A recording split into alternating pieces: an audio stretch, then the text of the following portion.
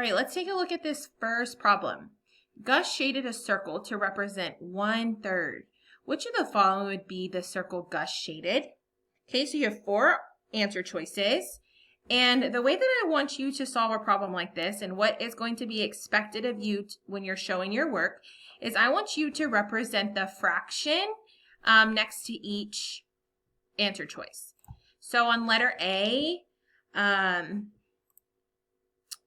you have 3 parts. And one thing to remember when you're doing fractions is your pieces, your parts need to be equal, okay? So are all of these pieces equal? Yes, they are all equal. How many pieces do we have here? 1, 2, 3. We have 3 pieces.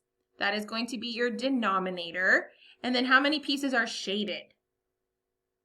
There are 2 shaded. Now remember, how many pieces did Gus shade in his circle? 1/3. So 1/3 is 1/3. So we want to find the fraction or the answer choice that matches this fraction, okay? Letter B. Letter B, are all of these pieces equal in size?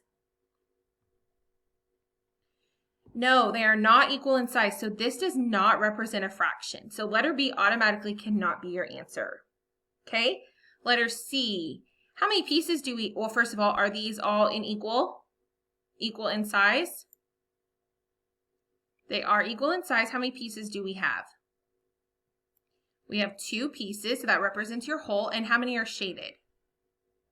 Just 1. Good job. Okay, so that is 1/2.